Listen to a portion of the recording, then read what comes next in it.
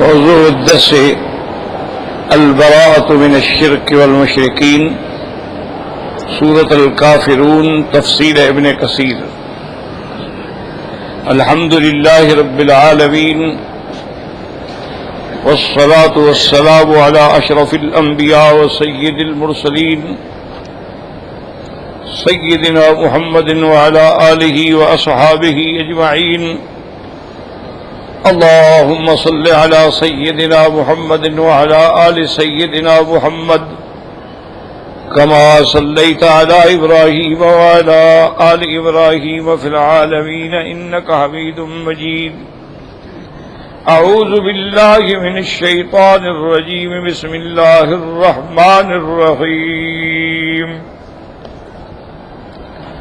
قل يا أيها الكافرون لا أعبد ما تعبدون ولا أنتم عابدون ما أعبد ولا أنا عابد ما عبدتم ولا أنتم عابدون ما أعبد لكم دينكم ولي دين۔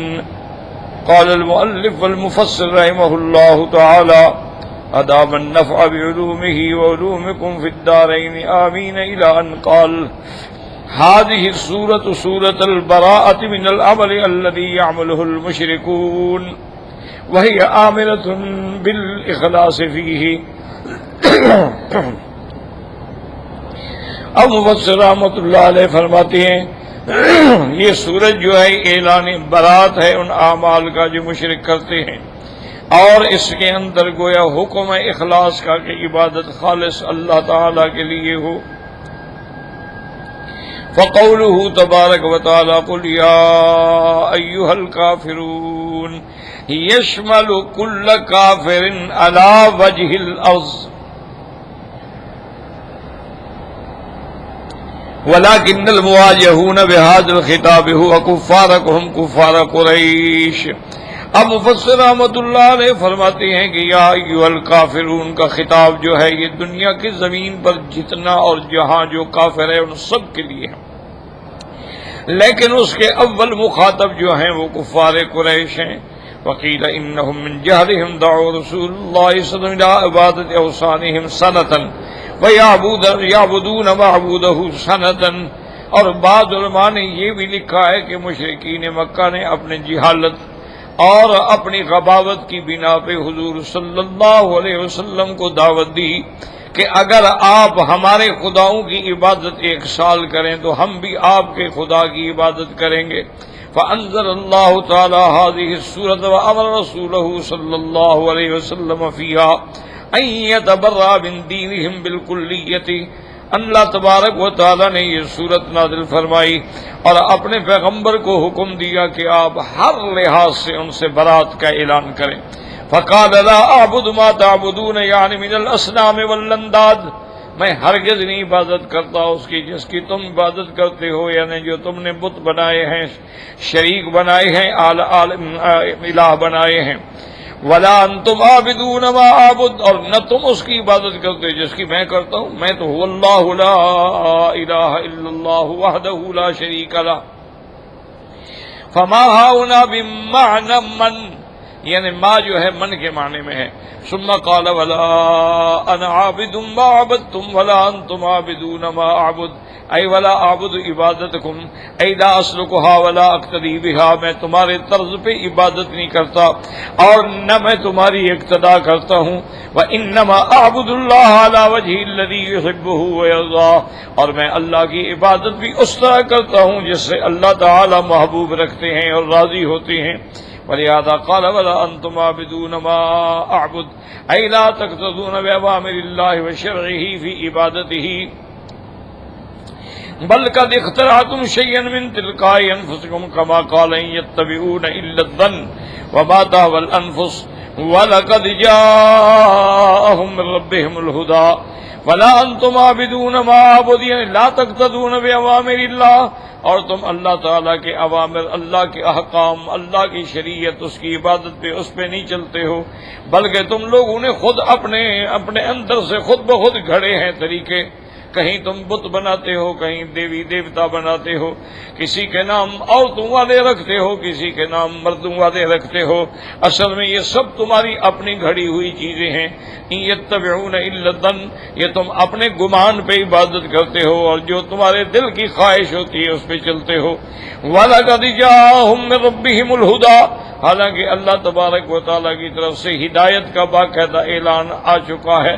تو اس لیے یاد رکھیں کہ اللہ تبارک و تعالیٰ نے کفار سے، مشرکین سے اور جو بھی کافر ہیں، یاد رکھیں مثلا یہود ہیں، وہ گو اہل کتاب ہیں لیکن کافر ہیں، ان کے کفر کی وجہ جو ہے وہ انکار ہے حضور صلی اللہ علیہ وسلم پر ایمان لانے سے، کہ انہوں نے حضور پر ایمان نہیں لایا تو کافر ہو گئے۔ نصارہ ہیں، کافر ہیں، وہ لاکھ کہیں کہ ہمارا عیسیٰ علیہ السلام پر ایمان ہے لیکن حضور پر ایمان نہیں لیا۔ اور مشرکین ہیں، وثنیین ہیں، عباد الاسنام ہیں، اوثان ہیں، سورج کے پجاری ہیں، آگ کے پجاری، یہ سب جو ہے مشرک ہیں۔ ان سب سے اللہ نے فرمایا کہ بالکلیہ براءت کا اعلان کریں کہ لا اعبد ما تعبدون، یہ تو عبادات کے معاملے میں۔ اور اسی طرح موالات کے بارے میں کہ جیسے ہم ان کے طرز پہ عبادت بھی نہیں کر سکتے اور جن کی وہ عبادت کرتے ہیں اس کی بھی ہم نہیں کر سکتے، اسی طرح ترک موالات کا حکم۔ ترک موالات کا کیا معنی کہ کافروں سے دوستی نہ رکھو، کفار سے، مشرکین سے، یہود سے، نصارہ سے دوستی نہ رکھو، یہ کبھی تمہارے دوست نہیں بن سکتے۔ اس لیے اللہ نے دوسرے مقام پہ فرمایا لا تتخذوا عدوی وعدوکم اولیاء تلقون الیہم بالمودہ، اللہ نے فرمایا کیا کر رہے ہو، میرے دشمن تمہارے بھی دشمن، ان کو کبھی اپنا دوست مت سمجھو۔ اسی طرح دوسری جگہ اللہ نے فرمایا یا ایھا الذین آمنوا لا تتولوا قوما غضب اللہ علیہم، کہ اے ایمان والو ان کے ساتھ دوستی نہ رکھو جن پہ اللہ کا غضب ہے، یعنی یہود ہیں، نصارہ ہیں، اور اگر ان سے دوستی رکھو گے تو پھر تم اپنے جانوں پہ ظلم کرو۔ تو اس لیے یعنی ہمیں حکم ہے عقیدے کے اندر بھی، عبادات کے اندر بھی، موالات کے اندر بھی کہ ہمیں کبھی کافر سے امید نہیں کرنی چاہیے۔ اور جب اللہ قرآن میں فیصلہ فرماتے ہیں تو پھر ہماری کوششیں کیا کریں، وَلَن تَرْضَىٰ عَنكَ الْيَهُودُ وَلَا النَّصَارَىٰ حَتَّىٰ تَتَّبِعَ مِلَّتَهُمْ، اللہ نے فرمایا میرا محبوب آپ سے یہود و نصارہ کبھی راضی نہیں ہو سکتے، ہاں اگر آپ دین چھوڑ کے ان کے دین پہ چلے جائیں تو پھر تو ہو سکتا ہے وہ سلوک کر لیں، ورنہ کبھی راضی نہیں ہو سکتے۔ تو اس لیے ہمیشہ مسلمانوں کو کفار سے دوستی بھی منع ہے اور ان کے عقیدے اور عبادت کے مطابق عمل کرنا بھی منع ہے، اور یہ چھپانا نہیں ہے، کھلا برات کا اظہار کرنا ہے کہ بھی ہماری برات ہے، ہمارا کوئی تعلق نہیں۔ اسی لیے حضرت ابراہیم علیہ السلام نے صاف اپنی قوم سے کہہ دیا انا براء منکم ومما یعبدون من دون اللہ، ہم تم سے بھی بری اور تمہارے ان جھوٹے خداؤں سے بھی بری ہیں، ہمارا تمہارا کوئی تعلق۔ اور حتیٰ کہ اپنے باپ کو جب سمجھاتے کوئی بات بھی ماننے کے لیے باپ تیار نہ ہوا تو کہا سلام علیک ساستغفر لک ربی انہ کان بی حفیہ، ابا جان بس ٹھیک ہے میں جا رہا ہوں، چونکہ میں یہاں رہ کے آپ کی نافرمانی کروں گا اور آپ میری بات مانتے نہیں، تو اس کا حل یہی ہے کہ میں تمہارا علاقہ، تمہارا گھر، تمہاری جگہ سب چھوڑ دوں۔ وَأَعْتَزِلُكُمْ وَمَا يَعْبُدُونَ مِن دُونِ اللَّهِ، میں تمہیں بھی اور تمہارے خداؤں کو بھی چھوڑ کے جا رہا ہوں، اور اللہ کے لیے میں اب ہجرت کر رہا ہوں۔ انی مہاجر الی ربی، اللہ تبارک و تعالیٰ ہی مجھے ٹھکانہ عطا فرمائیں گے۔ تو اس لیے انہوں نے بھی برات کا اعلان کیا، اور ساری قوم سے بھی اور والدین سے بھی سب سے بری ہو گئے۔ اور اسی طرح آپ دیکھیں کہ اصحاب رسول اللہ نے، صحابہ نے یعنی برات کا کمال کر دیا کہ اگر جنگ میں سامنے بھائی آ گیا ہے نا مسلمان کے تو اسے قتل کر دیا۔ حتیٰ کہ حضرت ابو بکر کے بیٹے جو تھے وہ جب اسلام لے کے آ گئے تو انہوں نے کہا کہ ابا جان، جنگ بدر کے موقع پر آپ میری تلوار کی زد میں کئی دفعہ آئے لیکن میں نے تلوار روک لی۔ تو حضرت ابو بکر نے فرمایا کہ بیٹا اگر تم میری تلوار کی زد میں آتے میں کبھی نہ روکتا، میں یہ خیال ہی نہ کرتا کہ تم میرے بیٹے ہو۔ اسی لیے حضرت عمر رضی اللہ تعالیٰ عنہ نے، حالانکہ حضور کو صلح تو نہیں فرما رہے تھے، مسئلہ یہ تھا کہ بھئی یہ جو پکڑے گئے ہیں قیدی، ان کو فدیہ دے کے چھوڑ دیں یا ان کو احسان کر کے چھوڑ دیں یا ان کو قتل کر دیں۔ حضرت عمر نے کہا رسول اللہ ان کو قتل کریں، یہ کفر کے ستون ہیں، انہوں نے کوئی کمی کی ہے ہمارے ساتھ؟ انہوں نے کوئی ظلم، کوئی تیر ایسا باقی ہے جو صحابہ پر نہیں استعمال کیا؟ لہذا آپ مجھے بھی حکم دیں، حضرت علی کو بھی حکم دیں، حضرت جعفر کو بھی حکم دیں، اور سب صحابہ کے اپنے اپنے رشتہ داروں کی گردن پہ تلوار رکھیں۔ تو حضرت حضور صلی اللہ علیہ وسلم فرمایا کہ شاید یہ احسان سے مان جائیں، لیکن اللہ تبارک و تعالیٰ نے بھی حضرت عمر کے فیصلے کو قبول فرمایا کہ بھئی واقعی حضرت عمر نے ٹھیک کہا تھا کہ اگر آپ وہاں ہی ان کا قصہ ختم کر دیتے تو ان کی قوت جو تھی وہ ہمیشہ کے لیے ٹوٹ جاتا۔ تو بہرحال مسئلہ سمجھ لیں کہ ہمارا کفر اور اسلام کبھی جمع نہیں ہو سکتا، ایمان اور نفاق کبھی جمع نہیں ہو سکتا ہے، حق اور باطل کبھی جمع نہیں ہو سکتا ہے، روشنی اور اندھیرا کبھی جمع نہیں ہو سکتا۔ تو لہذا خالص عبادت کر۔ اچھا یہ تو ہے نا کہ ہماری عبادت کافروں کے طرز پہ نہ ہو، دوسرا ہمیں یہ بھی حکم ہے خالص عبادت کا کہ اس میں ریا بھی نہ ہو، لوگوں کو دکھلاوا بھی نہ ہو۔ صحیح حدیث ہے حضور صلی اللہ علیہ وسلم کی، حضرت ابی ہریرہ رضی اللہ تعالی عنہ راوی ہیں کہ حضور پاک نے فرمایا کہ ابی ہریرہ قیامت والے دن سب سے پہلے ان تین آدمیوں کا حساب ہوگا۔ انہوں نے پوچھا کون سے تین آدمی؟ فرمایا ایک تو عالم اور قاری جو ہے نا ان کا حساب، اور دوسرے نمبر پہ جو شہید ہیں ان کا حساب، اور تیسرے نمبر پہ جو مالدار ہے اور سخی ہے اس کا حساب۔ وہ اللہ کی دربار میں حاضر ہوں گے، اللہ فرمائیں کہ میرے بندے میں نے تجھے عالم بنایا، قاری بنایا، قرآن تیرے سینے میں رکھا، تم نے کیا کیا؟ یا اللہ میں نے تو گلی گلی تیرا قرآن پہنچایا، میں نے تو پوری دنیا میں جا کے دعوت دی ہے، تیرا دین پہنچایا ہے۔ اللہ فرمائیں گے کذبت عبدی، میرے بندے جھوٹ بول رہے ہیں، تم اس لیے درس دیتے تھے اور تقریریں کرتے تھے کہ لوگ واہ واہ کریں اور تیری تعریف ہو، تمہیں بدلہ دنیا میں مل گیا ہے، میرے پاس کوئی بدلہ نہیں، حکم دیں گے لے جاؤ جہنم۔ اسی طرح اللہ تبارک و تعالی شہید سے پوچھیں گے ہاں جی تم نے کیا کیا؟ یا اللہ تیرے نام پہ گردن کٹا دی، میں نے اپنی جان بھی قربان کر دی۔ اللہ فرمائے کہ کذبت عبدی، جھوٹ بول رہے ہو، تم نے اس لیے کیا کہ لوگ سمجھیں کہ بڑا بہادر ہے اور بڑا شجاع ہے، اور دیکھو جی کیسے دشمنوں سے مقابلہ کیا، تمہاری واہ واہ بھی دنیا میں ہو گئی، تمہیں بدلہ مل گیا، ہمارے پاس کوئی بدلہ نہیں۔ فرمائیں کہ لے جاؤ جا۔ اسی طریقے سے تیسرا آدمی جو ہے وہ سخی ہوگا، مالدار ہوگا، اللہ کے دربار میں ہاں میں نے تمہیں مال دیا، تم نے کیا کیا؟ یا اللہ میں نے بڑی خیراتیں کی، میں نے بڑی سخاوت کی، میں نے لوگوں کو بڑا کھلایا پلایا، مدرسے بنائے، یتیم خانے بنائے۔ اللہ فرمائے کہ کذبت عبدی، جھوٹ بول رہے ہو میرے بندے، میں جانتا ہوں تم نے اس لیے کیا تھا کہ لوگ سمجھیں گے جی واہ واہ واہ واہ ماشاء اللہ یہ تو حاتم طائی ہے، یہ تو بڑا جواد ہے، بڑا سخی ہے، بڑا کریم ہے، تو تمہاری واہ واہ بھی ہو گئی اور بدلہ دنیا میں مل گیا، میرے پاس کوئی بدلہ نہیں، حکم دیں گے کہ لے جاؤ جہنم۔ تو یہ اگر ریا ہوگا تو پھر یہ عالم وہ چیز اثر کرتی ہے جس میں ریا نہ ہو، اللہ کے لیے خالص ہو، تو پھر اللہ دنیا میں بھی بدلہ دیتے، آخرت میں بھی بدلہ دیتے۔ حضرت ربیع ابن سلیمان اللہ کے اولیاء میں سے ہیں، وہ حج کی تیاری کی، حج کے لیے اہتمام کیا، پیسے بھی اکٹھے کیے، سامان بھی بنایا، بالکل تیار ہو گئے قافلے کے ساتھ۔ پہلے دور میں تو قافلے آتے تھے نا اونٹوں پہ، 100 اونٹ کا قافلہ، 200 اونٹ، 400 اونٹ، 500 اونٹ، تو قافلے چلتے تھے تاکہ رستے کی مشکلات جو ہیں وہ ایک دوسرے کی مدد سے آسان ہو جائیں۔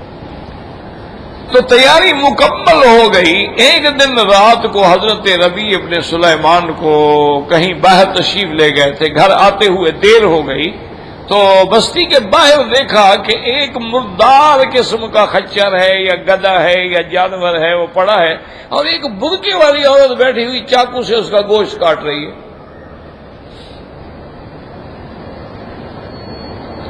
ربیع ابن سلیمان فرماتے ہیں کہ میں حیران ہو کے کھڑا ہو گیا کہ یہ باقاعدہ برقع بھی پہنے ہوئے ہے اور پھر بڑے آرام سے چاقو سے گوشت کاٹ رہی ہے۔ میں کھڑا رہا، اس نے گوشت کاٹا، اس کو ایک کپڑے کی تھیلی میں باندھا اور لے کے چل پڑی۔ میں بھی آہستہ آہستہ اس کے پیچھے چل پڑا۔ وہ جب مکان میں داخل ہوئی تو میں بھی اس کے گھر کے مکان کے دروازے پہ پہنچ گیا، تو اس نے کھنڈی کھٹکھٹائی اور بچیوں نے اندر سے دروازہ کھولا اور کہا کہ یہ گوشت میں لے آئی ہوں، شاباش اس کو دھو پکاؤ اور پھر کھائیں گے۔ تو کہتے اب مجھ سے برداشت نہ ہو۔ میں نے کہا میری بہن، میری بیٹی، یہ کیا کر رہی ہو؟ اس نے کہا اللہ والے آپ جائیں اپنا کام کریں، یہ ہمارا معاملہ اللہ کے ساتھ ہے۔ نے کہا اللہ کے ساتھ ہے، یہ تو حرام ہے۔ حرمت علیکم المیتہ، میتہ تو ہر حال میں حرام ہے، مردار جانور تو ہر حال میں حرام ہے، وہ تو حلال ہو ہی نہیں سکتا۔ آپ بچیوں کو حرام گوشت کھلائیں گے؟ اس نے کہا میرے بھائی کیوں پریشان کرتے ہو، قرآن میں نہیں آیا فمن اضطر منکم، اگر کوئی مضطر ہو جائے تو کھا سکتا ہے۔ آج 5 دن سے میرے بچے فاقے سے ہیں اور اس وقت نوبت یہ آ گئی ہے کہ سب بھوک کی وجہ سے مر نہ جائیں، تو میں مجبور ہو گئی، باہر نکلی، یہ کوئی جانور پڑا تھا تو میں لے آئی۔ تو میں نے فرمایا کہ اچھا بہن تم ایسا کرو، مہربانی کرو، ذرا صبر کرو، مجھے گھر تک جانے دو، حرام نہ کھلاؤ بچوں کو۔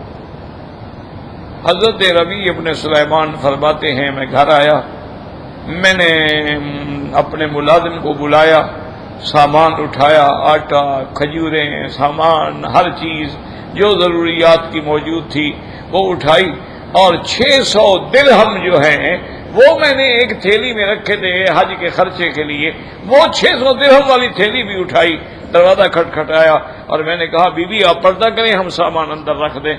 تو انہوں نے پردہ کر دیا، ہم نے سامان اندر رکھا، اور میں نے کہا بی بی یہ میں تھیلی بھی رکھ رہا ہوں، اس میں 600 درہم ہیں، یہ بھی تمہارے بچوں کے لیے ہیں۔ تو حضرت ربیع ابن سلیمان فرماتے ہیں میں سن رہا تھا کہ بچیاں رو رہی تھیں اور کہہ رہی تھیں جزاک اللہ خیر الجزا، اللہ اس کا بدلہ دے تمہیں اور بہتر بدلہ عطا فرمائے، غفر اللہ لک وتقبل حجک، اللہ تیرا حج بھی قبول فرمائے، اللہ تیری مغفرت فرمائے، اور وَيَحْشُرَكَ يَوْمَ الْقِيَامَةِ مَعَ جَدِّنَا، اور قیامت میں ہمارے نانے کے ساتھ تیرا حشر کرے۔ تو کہتے ہیں میں آمین کہتا ہوا نکل آیا، اور دوستوں نے کہا بھائی کل تیار، میں نے کہا میں حج پہ نہیں جا رہا۔ انہوں نے کہا وجہ کیا؟ میں نے کہا بس کوئی وجہ، میں نہیں جا، چونکہ میں تو سب کچھ ختم کر چکا تھا، اب حج کیسے کروں؟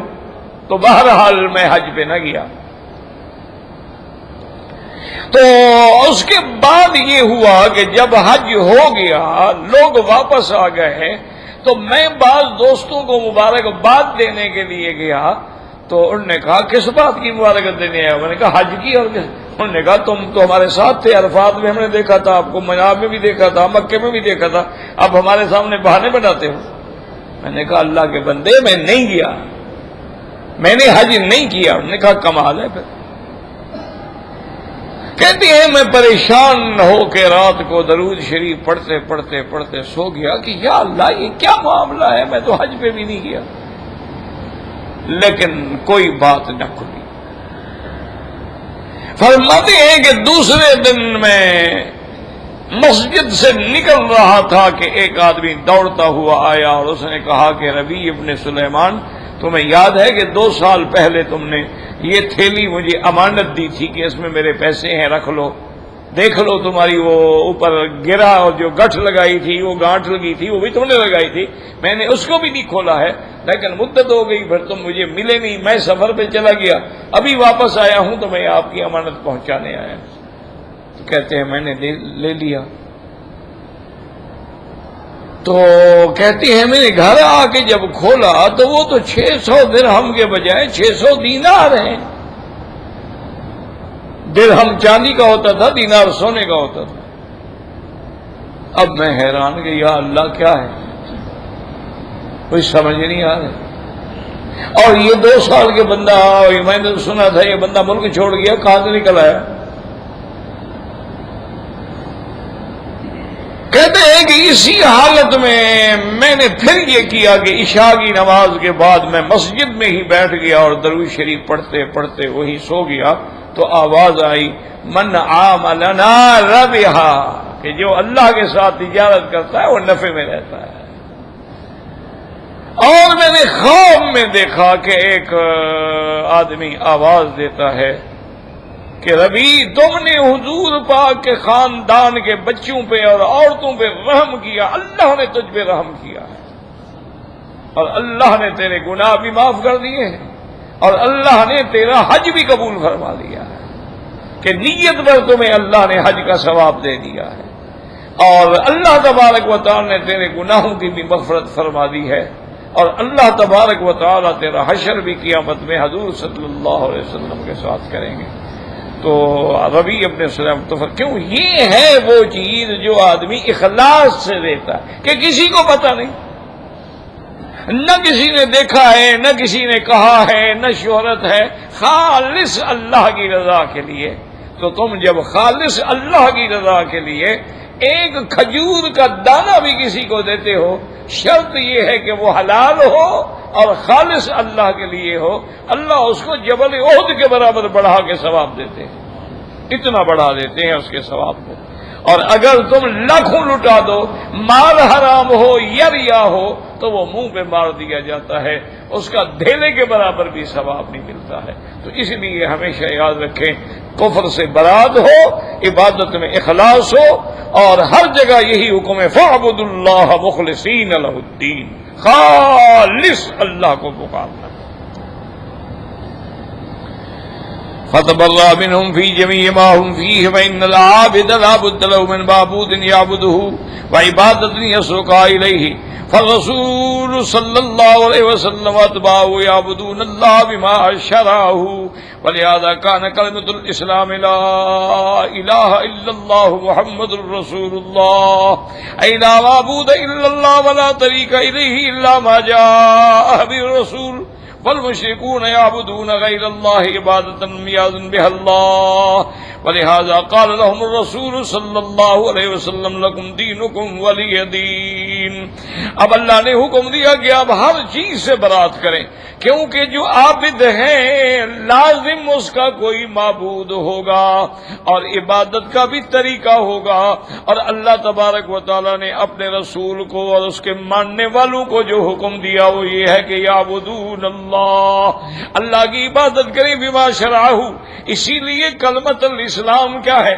لا الہ الا اللہ محمد الرسول اللہ اے لا معبود الا اللہ، اللہ کے سوا کوئی معبود برحق نہیں، ولا طریق الیہ، اور اللہ کے راضی کرنے کا، اللہ کے تک پہنچنے کا راستہ بھی کوئی نہیں مگر وہ جو حضور محمد مصطفیٰ صلی اللہ علیہ وسلم لائے ہیں، الا بما جاء به الرسول والمشرکون یعبدون غیر اللہ، اور مشرک جو ہیں وہ اللہ کے سوا غیر کی عبادت کرتے ہیں جس کا اللہ نے حکم نہیں دیا۔ اس لیے اللہ نے فرمایا میرا مدنی آپ اعلان کر دیں کہ لکم دینکم ولی دین، تو اس لیے ہمیشہ یاد رکھیں کہ عبادت بھی خالص ہو اور ہو بھی اس طریقے پر جو طریقہ ہمیں حضرت محمد مصطفیٰ صلی اللہ علیہ وسلم نے سمجھایا ہے۔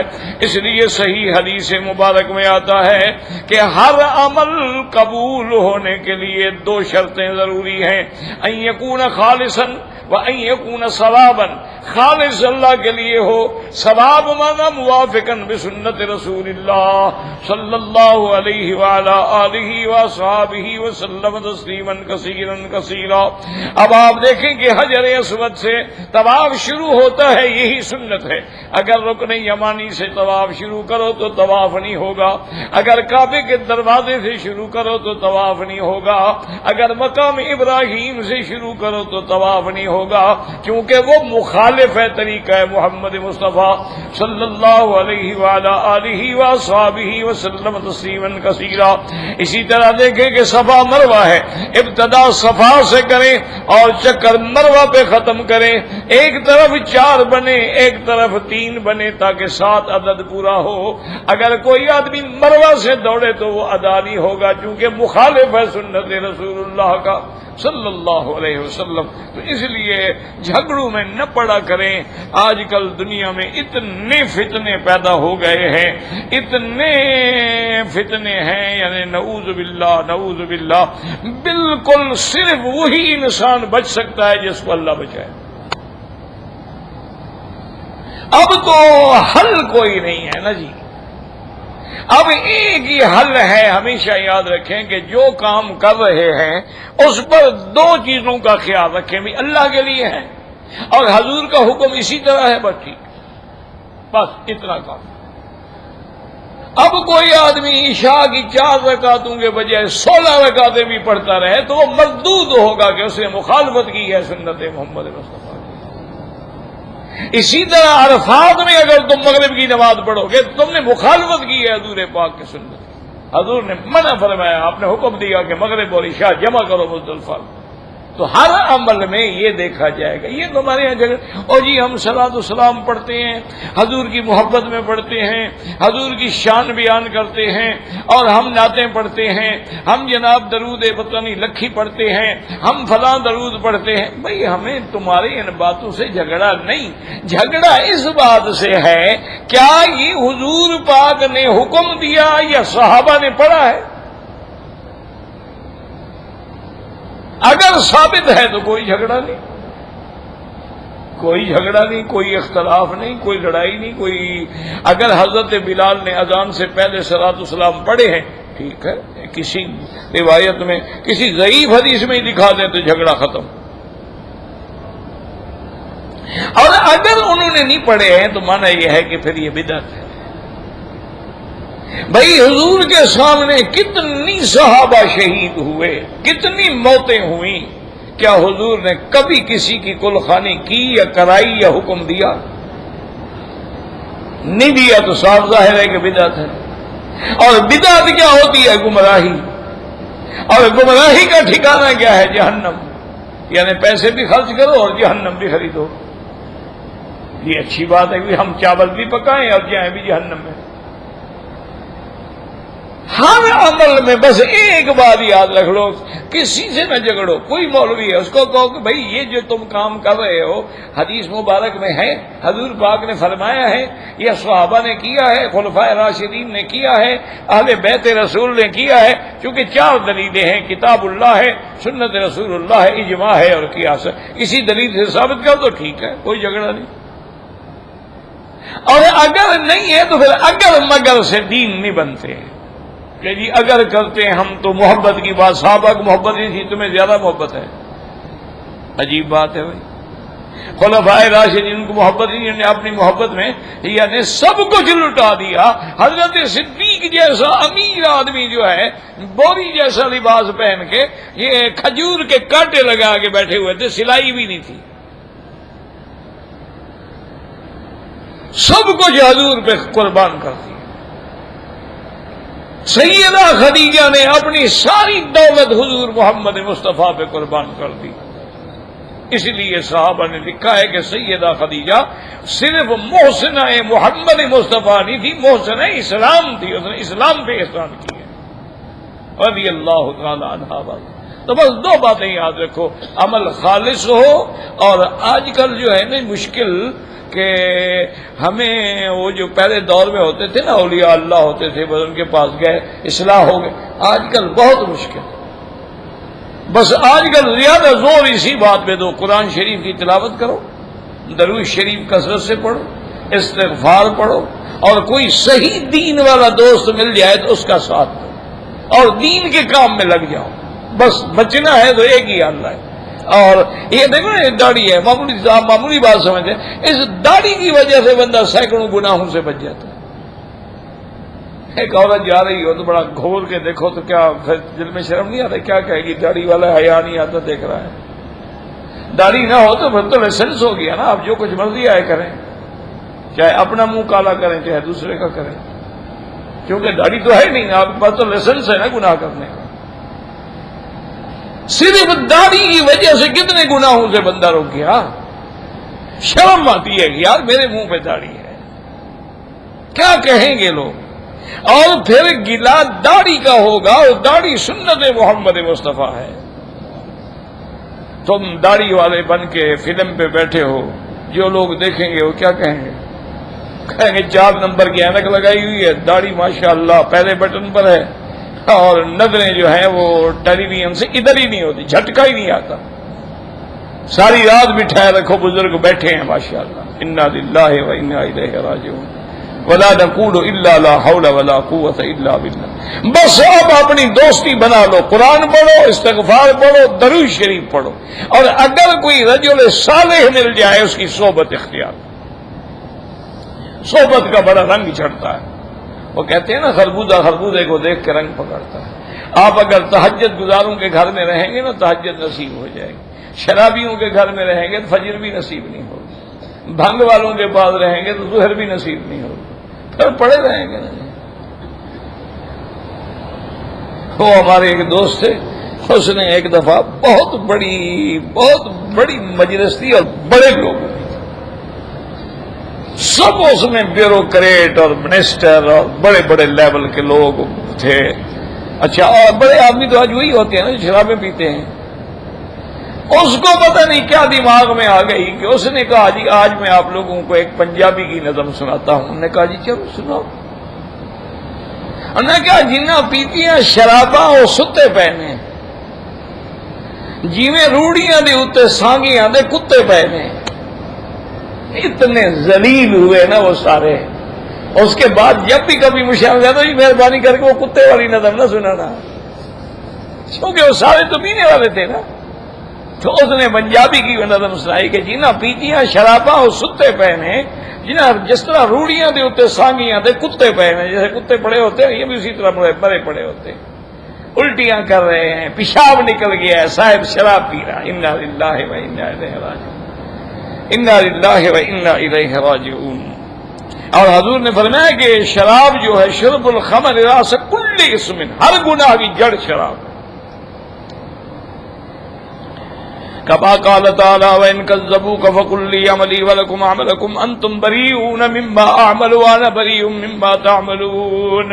اللہ نے فرمایا میرا مدنی اگر آپ کو جھٹلائیں اور آپ کی بات نہ مانے گا چھوڑ جاؤ، تم جانو تمہارے عمل جانے۔ وقال لنا اعمالنا ولکم اعمالکم۔ وقال البخاری رحمہ اللہ تعالی یقال دین لکم دینکم یعنی الکفر، تمہارا دین کفر ہے، ولی دین الاسلام۔ ولم يقل دینی لأن الآیات بالنون فحذف الياء كما قال فهو يهدين ويشفين۔ تو ولی الدین، اب مفسر فرماتے ہیں کہ دینی نہیں آیا چونکہ آیات جو ہیں وہ نون کے ساتھ ہیں تو اس لیے یا جو ہے گرا دیا گیا۔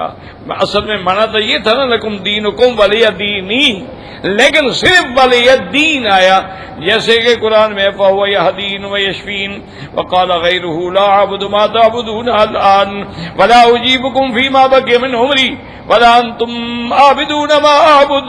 بعض علماء نے فرمایا کہ یہ تکرار نہیں بلکہ اعلان کیا کہ میں اب بھی اس کی عبادت نہیں کرتا جس کی تم کرتے ہو، اور نہ آئندہ زمانے میں کبھی اس کی عبادت کروں گا. وهم الذين قال وليزيدن كثيرا منهم ما انزل اليك من ربك طغيانا وكفرا. آپ کے بعد جو ہم قرآن نازل کرتے ہیں یہ انکار کرنے کی وجہ سے مزید زیادہ سے زیادہ کفر اور سرکشی میں پڑ جاتے ہیں. انتہا ما ذکر ہوا ابن جریر ان بعد اہل العربیت ان ذلك من باب التاکید. اور ابن جریر طبری نے تفسیر میں لکھا ہے کہ یہ 2 دفعہ آیا ہے نا کہ ما ولا لا اعبد ما تعبدون ولا انتم عابدون ما اعبد ولا انا عابد ما عبدتم. تو یہ تاکید ہے جیسے قرآن میں ہے فإن مع العسر يسرا إن مع العسر يسرا، اور جیسے قرآن میں ہے لترون الجحیم ثم لترونها عین الیقین. تاکید ہے. واقع بعضهم كابن الجوزی وغیرہ عن ابن قتیبہ واللہ اعلم، ان نے بھی یہی کہا ہے کہ یہ تاکید کے لیے ہے. وهذه 3 اقوال اولها ما ذکرناه اولا والثاني ما حكاه البخاری وغيره من المفسرین. ان المراد لا اعبد ما تعبدون ولا انتم عابدون ما اعبد في الماضی ولا انا عابد ما عبدتم ولا انتم عابدون ما اعبد في المستقبل. یعنی وہ ماضی کے لیے تھا اور یہ مستقبل کے لیے ہے. اور ثالث کیا ان ذلك تاکید محض کی یہ تاکید ہے. وسمى قول الرابع نصره ابو العباس ابن تیمیہ رحمہ اللہ فی بعض کتبہ وهو ان المراد بقوله لا اعبد ما تعبدون نفی الفعل، یہ فعل کی نفی ہے لانها جملۃ فعلیہ. ولا انا عابد ما عبدتم نفی قبولہ لذلك بالکلیۃ لان النفی والجملۃ الاسمیہ آکد. اور دوسرے جملے میں جملہ اسمیہ ہے جس سے تک نفی جو ہے پکی ہو گئی مضبوط. وکانه نفی الفعل وکانه قابلا لذلك، فعل کی بھی نفی کی، وقوع کی بھی نفی کی، قول کی بھی نفی کی. نفی الوقوع یا نفی الامکان الشرعی ایضا وهو قول حسن ایضا، یہ قول بھی بہتر ہے. واللہ اعلم. وقد استدل الامام ابو عبداللہ الشافعی رحمہ اللہ وغيره بهذه الآية الكريمة لكم دينكم ولي دين، على أن الكفر كله ملة واحدة ورث اليهود من النصارى وبالعكس إذا كان بينهما نسب أو صبر يتوارث لأن الأديان بعد الإسلام كلها كالشيء الواحد في البطلان. امام شافعی رحمۃ اللہ علیہ نے اسی سے مسئلہ نکالا ہے کہ یہودی نصرانی کا وارث بن سکتا ہے، نصرانی یہودی کا وارث بن سکتا ہے، کیونکہ کافر جو ہیں سب برابر ہیں کفر کے اندر. البتہ مسلمان کا وارث نہیں بن سکتا اور مسلمان ان کا وارث نہیں بن سکتا. وذهب احمد بن حنبل وافق الى عدم توريث النصارى من اليهود، لیکن امام احمد بن حنبل رحمۃ اللہ علیہ اس بات کے قائل تھے کہ نصرانی یہودی کا وارث بھی نہیں بن سکتا اور یہودی نصرانی کا بھی معنی وارث نہیں بن سکتا. حدیث امر شہ نبی قال قال صلی وارث اہل ملتین شتى، کہ ایک حدیث مبارک میں حضور نے فرمایا کہ 2 ملتوں والے ایک دوسرے کے وارث نہیں بن سکتے. تو امام احمد بن حنبل فرماتی ہیں کہ نصارہ اپنی ملت پہ ہیں، یہودی ایک ملت پہ ہیں، لہذا ان کا آپس کے اندر بھی توارث نہیں ہوگا. آخر تفسیر سورۃ قل یا ایھا الکافرون. الحمدللہ اللہ نے انشاءاللہ زندگی دی تو پھر اس کے بعد سورۃ النصر کی تلاوت ہوگی انشاءاللہ. کہتے ہیں جی کہ بعض عورتیں جو ہیں ملتزم کی دیوار کے پاس دعائیں لکھتی ہیں. کس چیز پہ لکھتی ہیں؟ قلم سے پتھر پہ لکھتی ہے یا ویسے لکھتی ہیں اشاروں سے؟ تو ناجائز ہے، جائز نہیں ہے.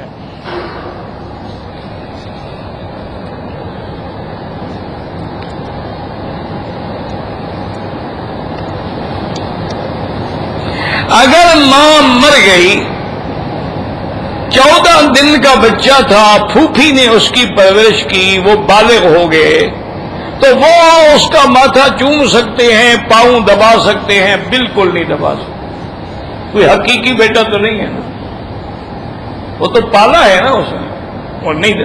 ویسے یاد رکھو ہمارے ہاں یہ بہت بڑا برا رواج ہے، بہت ہی برا. میں ایک فیملی کو جانتا ہوں، اچھے خاصے دین والے لوگ ہیں، یہ بھی نہیں نعوذ باللہ کہ بے دین ہوں، دین والے لوگ، پڑھے لکھے لوگ. لیکن وہ لڑکیاں بالغ جو ہیں باپ کو رات کو مٹھیاں بھرتی ہیں، انا للہ و انا الیہ۔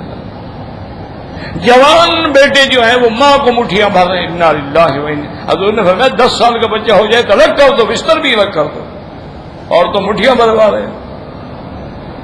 تو یہ بالکل حرام ہے، بالکل حرام۔ جب بندہ اپنا بچہ بھی بڑا ہو جائے الگ۔ آج کل دیکھ نہیں رہے ہو کیا ہو رہا ہے؟ جس بات سے اسلام نے روکا ہے اس میں حکمتیں ہیں نا۔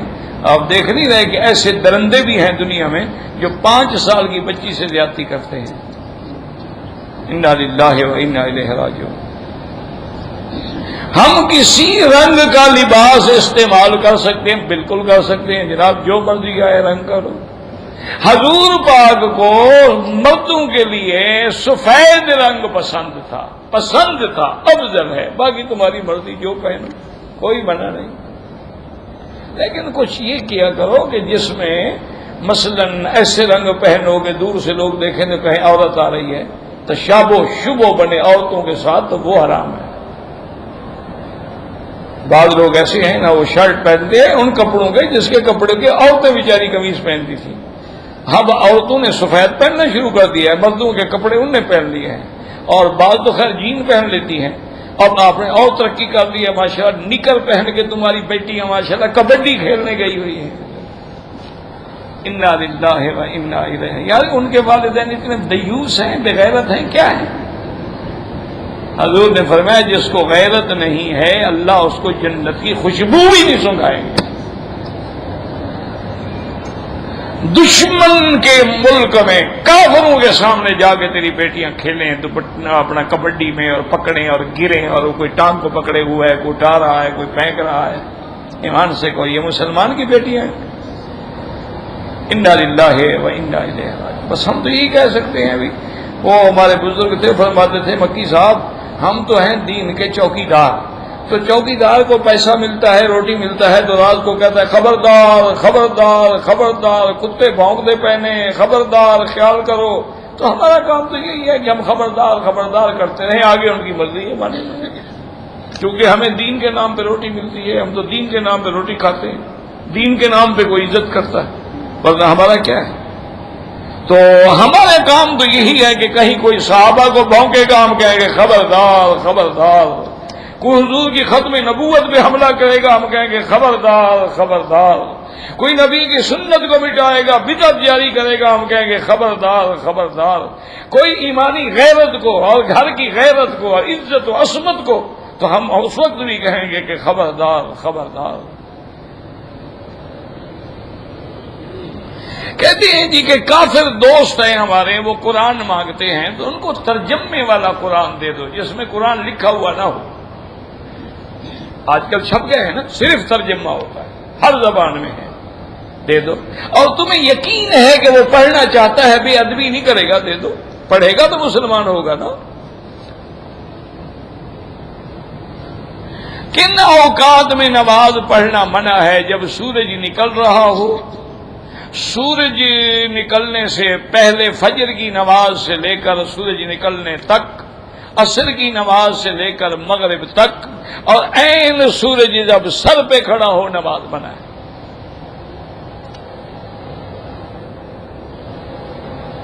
میری ہمشیرہ بیمار ہے، اللہ سب کو شفا عطا فرمائے۔ اللہ ہم سب کی دعا کرو، ظاہری باطنی روحانی سب بیماریاں دور کرے۔ جو آدمی گلے میں ٹائی باندھتے ہیں کوئی کافر نہیں ہو جاتے، یاد رکھو۔ اور یہ ٹائی ضروری نہیں ہے کہ یہ انگریزوں کا لباس ہے، بعض تحقیق کی ہے مورخین نے کہ ان سے بھی پہلے حضرت عیسیٰ علیہ السلام کے زمانے سے چلی آ رہی ہے، لیکن بہرحال علماء حق جو ہیں وہ اس کو پسند نہیں کرتے، کہتے ہیں تشابہ تو بنتا ہے نا صلیب سے، کہ پھانسی دی جا رہی ہے نا، گلے میں رسی بندھی ہوئی ہے، جیسے کہ حضرت عیسیٰ علیہ السلام کو پھانسی پہ لٹکایا گیا تھا، وہ کہتے ہیں یہ اسی کی یاد ہے۔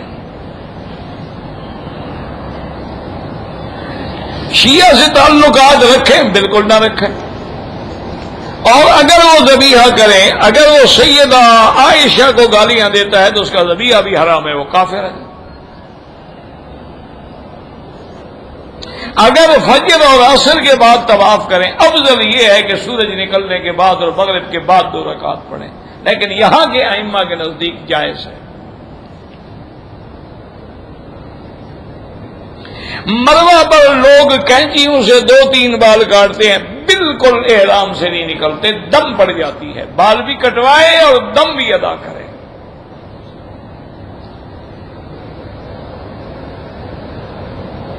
اگر مکے میں رہنے والا آدمی حج پہ جاتا ہے حنفی مسلک میں، تو اس کے لیے نماز جو ہے پوری پڑھنی ہوگی۔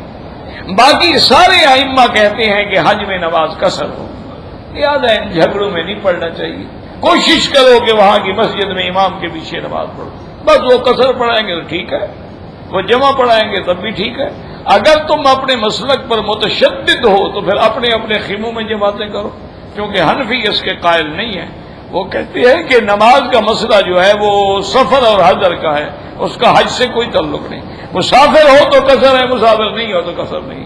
وہ کہتے ہیں حضور پاک نے قصر کی ہے کیونکہ آپ مدینہ سے تشریف لائے تھے۔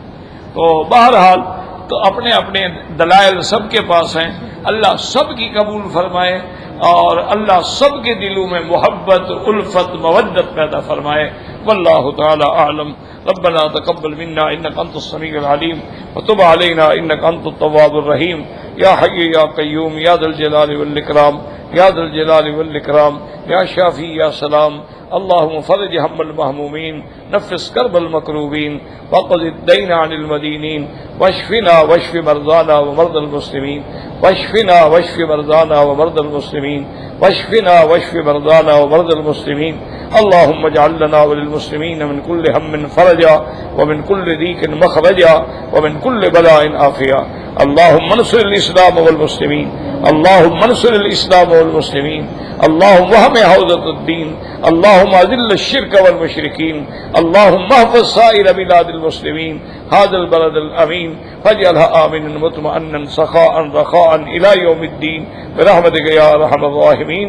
صلی اللہ تعالی علی خیر خلقہ سیدنا محمد وعلى آلہ واصحابہ اجمعین۔ اللهم صل علی سیدنا محمد وعلى آل سیدنا محمد وبارک وسلم علیہ۔